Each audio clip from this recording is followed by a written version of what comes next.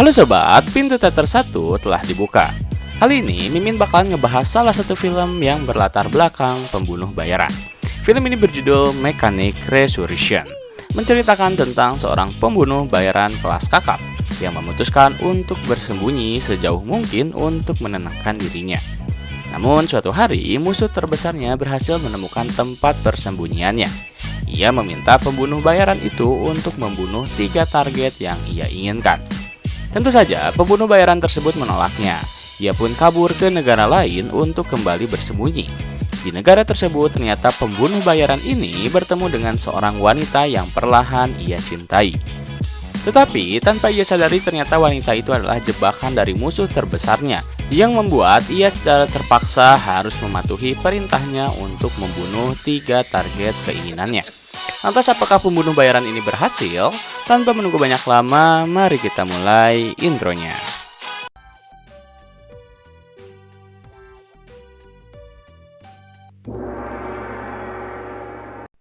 Scene dimulai dengan menampilkan latar belakang negara Brazil. Kemudian, scene memperlihatkan seorang pria bernama Arthur Bishop yang menyamarkan namanya menjadi Otto Santos. Saat itu, ia sedang bersantai menikmati minuman serta pesta yang sedang berlangsung. Tetapi ketika dirinya sedang duduk, seorang wanita tiba-tiba saja menghampirinya. Wanita itu meminta Bishop untuk berbicara bahasa Inggris. Arthur yang masih berusaha menyamarkan dirinya hanya membalas dengan berbahasa Portugis.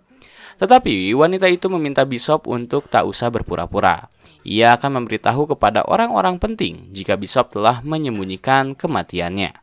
Kali ini, wanita itu memberitahu jika bosnya yang bernama Crane ingin Bishop menerima tawaran tersebut. Namun alih-alih menerimanya, Bishop justru menekan wanita yang bernama kurir itu untuk tak memaksanya.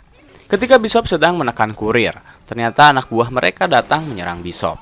Bishop pun langsung memasang badan dan menghajar mereka semua.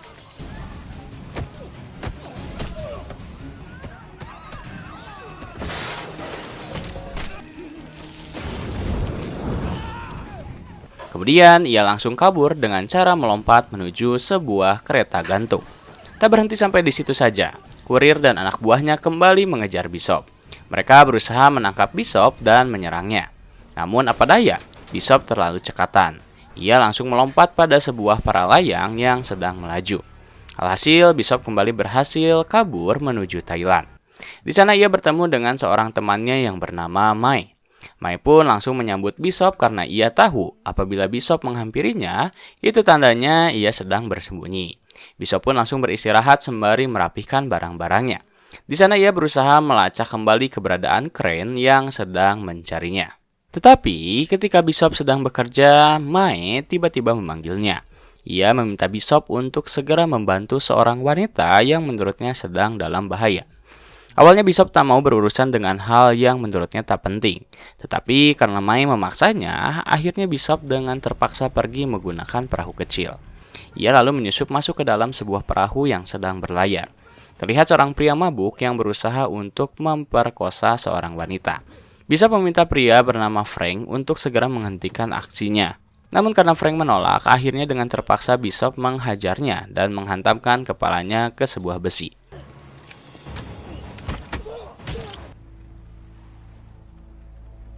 Frank pun langsung tewas seketika dan Bishop dengan cepat mengamankan wanita tersebut bersama Mai. Wanita yang bernama Gina itu langsung dibawa ke penginapan. Mai menidurkannya di kamar milik Bishop. Sementara itu, sembari menunggu Gina sadar, Bishop telah menyiapkan senjatanya. Ia tahu bahwa Gina adalah umpan dari Crane yang sengaja mereka simpan agar Bishop mau masuk ke dalam perangkapnya. Terlihat dari nama terakhir Gina yang juga memiliki nama yang sama dengan Crane. Dan ketika Gina sadar, Bishop langsung menodongkan senjata. Ia bertanya kepada Gina, pada siapa ia bekerja. Gina terdiam. Ia tak tahu mengapa Bishop tiba-tiba menodongkan senjata padanya. Namun ketika Bishop lengah, Gina berusaha merebut senjatanya. Tetapi beruntung, Bishop langsung cekatan. Ia menekan tangan Gina dan Gina pun menyerah. Ia pun langsung berkata jujur jika dirinya memang bekerja untuk Crane.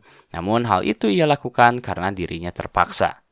Crane memerasnya agar ia mau memancing Bishop untuk keluar dari tempatnya. Mendengar hal itu, Bishop lalu meminta Gina melakukan hal yang sama pada Crane, yaitu memancingnya keluar agar ia bisa membunuhnya. Namun Gina menolak, ia tak bisa membantu seseorang untuk membunuh, tetapi Bishop menjelaskan bahwa pekerjaannya adalah membunuh orang. Kemudian, scene berpindah kepada keesokan harinya, di mana saat itu Mae sedang mengobati luka yang Gina alami sewaktu ia diculik oleh Frank. Sembari bercerita tentang ayahnya yang merupakan seorang penyembuh tradisional. Mae melulurkan obatnya ke area luka Gina. Setelah itu, Gina keluar untuk melihat Bishop menenangkan diri dengan cara berenang. Seusai Bishop selesai menenangkan dirinya, Bishop menghampiri Gina untuk bertanya bagaimana cara Crane memerasnya. Gina menjawab jika ia memiliki sebuah penampungan anak bagi korban penjualan anak yang berada di area Kamboja. Suatu hari, Crane tiba-tiba menyulik stafnya dan memukulnya hingga 2 jam kemudian ia meninggal. Kemudian Crane mengirim anak buahnya yang bernama Jeremy untuk mengancam akan menculik dan membunuh anak-anaknya apabila Gina tak mau melakukan apa yang ia suruh.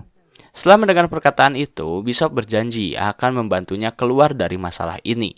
Lalu, scene berpindah pada Bishop yang melihat anak buah Crane sedang memantau pergerakan mereka.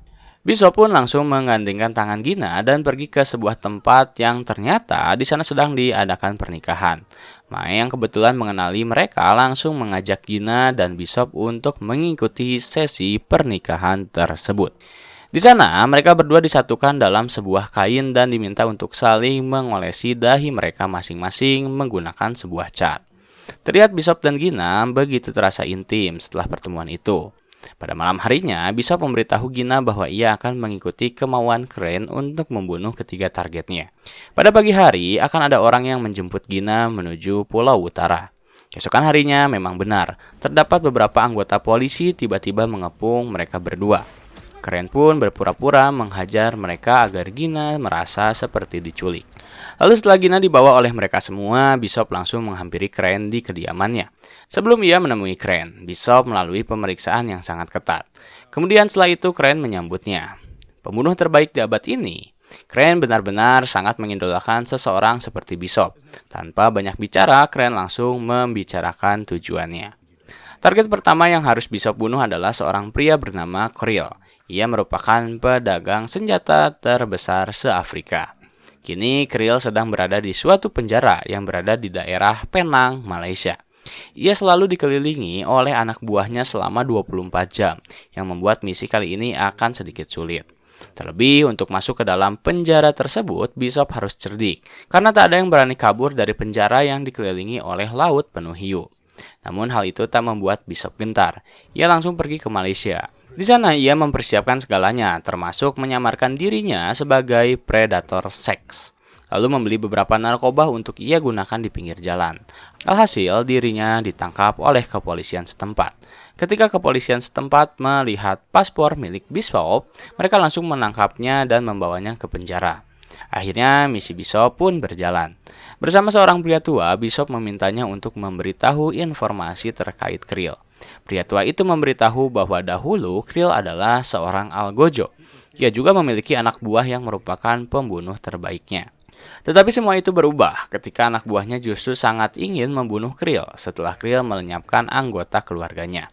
Dari situlah Bishop mempunyai celah. Setelah memperhatikan cukup lama dan menantikan momen tersebut, akhirnya Bishop berhasil mendekati Krill dengan cara membunuh anak buah Krill yang ingin membunuhnya.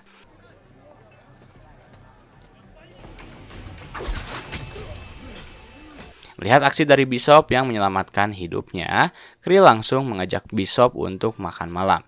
Bishop pun disambut dan diberitahu jika setiap minggunya puluhan penyerangan terjadi di penjara, yang semuanya tertuju pada dirinya sendiri. Krill juga bercerita bahwa apabila ia telah keluar dari penjara, ia akan mengekspansi bisnisnya keluar Afrika, dan mungkin saja ia memiliki pekerjaan untuk Bishop. Namun, Bishop menjawab jika ia telah memiliki pekerjaan. Ia lalu tiba-tiba mendekati Krill dan mencekiknya hingga tewas.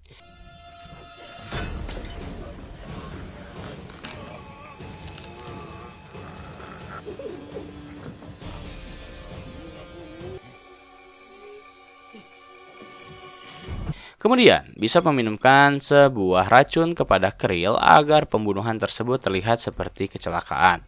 Kematian Krill membuat seluruh penjara terkejut. Sementara itu, Bishop yang langsung memutuskan untuk kabur, mengebom dinding penjara dan terjun ke laut untuk kembali menuju kapal pesiar milik anak buah Crane.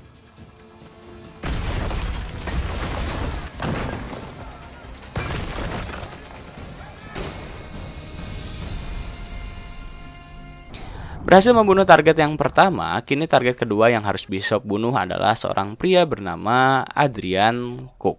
Seorang pria kaya yang mendapat penghasilan utamanya dari pertambangan dan perminyakan.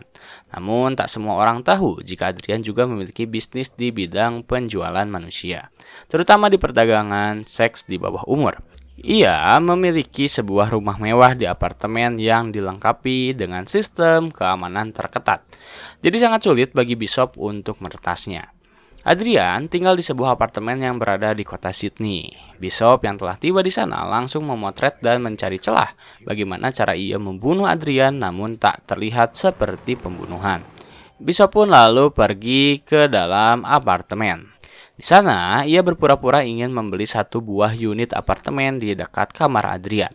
Tetapi ketika sang agen properti mengangkat telepon yang telah Bishop bajak, ia langsung memotret kunci apartemen tersebut dan langsung menduplikatnya di tempat persembunyiannya. Berhasil menduplikat kunci tersebut, Bishop dengan cepat meretas kembali kamar yang telah ia siapkan, lalu merayap naik ke atas hingga menuju gedung apartemen milik Adrian. Dengan keahlian tingkat tingginya, Bishop berhasil menaiki gedung apartemen Adrian tanpa satu orang pun tahu keberadaannya. Kemudian, Bishop langsung mengebor sedikit lubang dari kolam renang mewah milik Adrian. Lalu, ia juga menyuntikkan sebuah cairan pada air tersebut agar perlahan lubang itu semakin membesar. Dan ketika kebetulan Adrian sedang berenang, Bishop langsung membesarkan lubang tersebut. Perlahan air tersedot ke bawah. Adrian yang panik tak bisa melakukan apa-apa karena ia terbawa oleh arus yang memutar.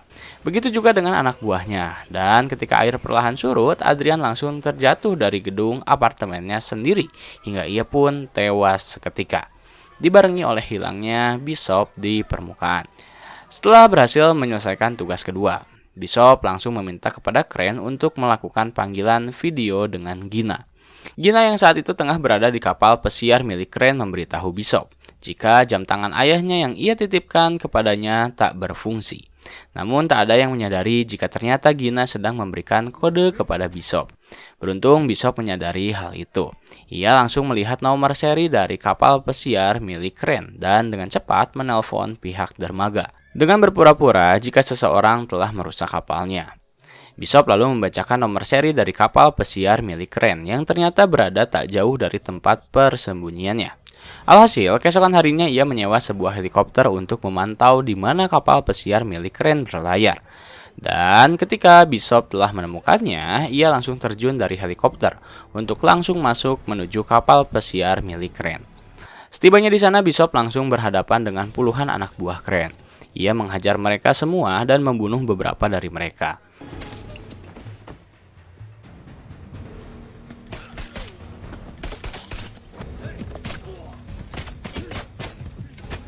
Namun meskipun begitu, apa yang Bishop lakukan adalah hal yang bodoh. Karena ia tetap saja tak bisa melawan semua anak buah Crane yang berjumlah cukup banyak. Pada akhirnya Bishop berhasil tertangkap. Crane langsung memperingati Bishop untuk tak melakukan hal itu lagi. Apabila ia melakukannya kembali, maka Bishop tak mendapat harapan untuk kembali bertemu dengan Gina. Lalu Gina pun kembali dijauhkan dari pandangan Bishop. Kemudian Crane kembali meminta Bishop untuk melakukan tugas terakhirnya, yaitu membunuh targetnya yang ketiga. Kali ini Bishop diminta untuk membunuh seorang pedagang senjata yang berfokus di dataran Amerika. Pria bernama Max Adam tersebut sedang berada di sebuah gedung mewah yang berada di negara Bulgaria, tepatnya di kota Varna. Tugas terakhir yang akan Bishop selesaikan terbilang cukup berat, terlebih setelah Max Adam mengetahui bahwa rekan-rekannya tewas secara mendadak. Ia langsung melakukan pengetatan di daerah keamanan. Namun tetap saja hal itu bukan menjadi masalah bagi seorang pembunuh sekelas Bishop. Setibanya di Bulgaria, Bishop seperti biasa memantau dan memotret kediaman dari targetnya. Lalu setelah berhasil mendapat celah dari pantauan tersebut, Bishop langsung memaksimalkannya. Kali ini Bishop melakukan cara penyamaran. Ia menembak salah satu anak buah dari Max Adam yang tengah berjaga di area parkiran helikopter. karena Bishop tahu dirinya tak mungkin masuk ke dalam secara normal. Ia berhasil menembak kaki dari salah satu anak buah Max Adam. Lantas mereka dengan cepat menelpon rumah sakit yang memiliki fasilitas helikopter. Sebelum helikopter berangkat, Bishop terlebih dahulu bersembunyi di dalam salah satu bagian helikopter dan turun ketika helikopter telah mendarat. Setelah berhasil turun, Bishop langsung masuk ke dalam kediaman Max Adam. Ia menyusup melalui ventilasi AC dan meledakkan lift agar puluhan anak buah Max Adam tak bisa mengejarnya. Karena kerusakan pada AC tersebut, para pelindung Max langsung meminta bosnya segera pergi ke kantornya. Tetapi saat Max masuk ke dalam kantornya, Bishop telah berada di dalam dengan posisi menodongkan senjata padanya. Meskipun begitu, Max tak panik. Ia langsung mengajak Bishop untuk berbicara dan bertanya siapa dirinya serta apa maksud tujuannya. Bishop menjawab jika ia ingin membantu Max kabur dari maut, karena salah satu pesaingnya yang bernama Crane ingin membunuhnya. Mendengar hal itu, Max mengerti. Ia juga semakin tahu jika yang membunuh rekan-rekannya adalah Bishop. Kemudian Max mengajak Bishop untuk bernegosiasi bagaimana cara mereka berdua merekayasa pembunuhan ini. Bishop menjelaskan bahwa masing-masing dari mereka ingin membunuh Crane. Maka dari itu, salah satu cara memancingnya keluar adalah dengan cara memberitakan kematian dirinya. Max tak mengambil pusing hal itu. Ia bisa melakukannya dengan mudah meskipun harus membayar dengan harga yang cukup besar. Kemudian dengan berlagak pergi ke kapal selam miliknya. Saat itu Max hendak memeriksa progres yang sedang dilakukan oleh anak buahnya.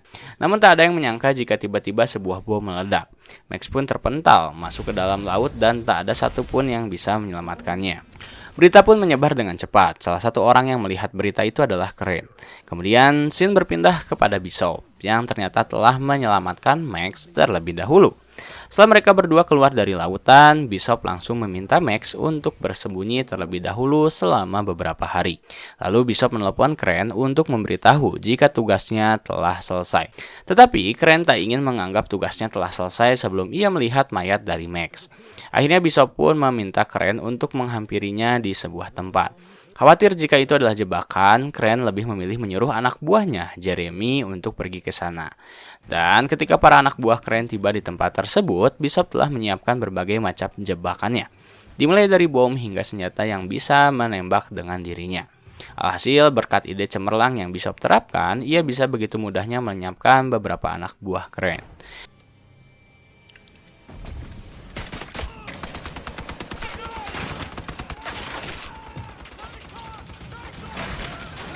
Crane yang juga melihat kejadian itu berkat kamera yang dipasang oleh Jeremy langsung menyiapkan prosedur keamanan.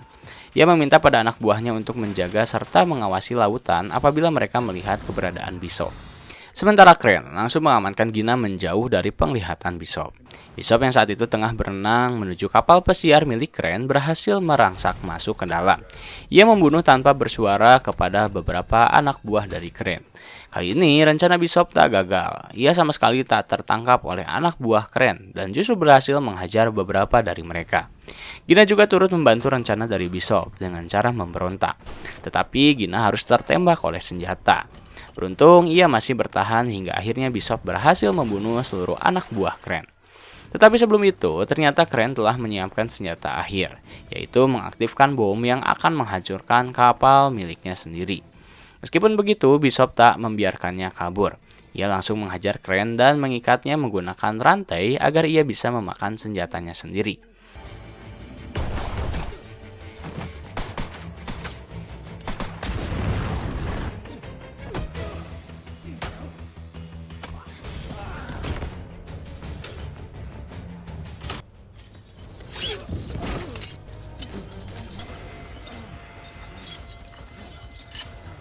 Kemudian, ketika bom waktu perlahan mundur, Bishop memasukkan Gina ke sebuah tempat agar ia bisa terpental menuju laut dan aman.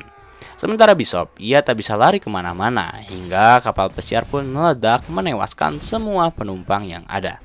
Kemudian, scene berpindah kepada Gina yang telah tiba di Kamboja sendirian.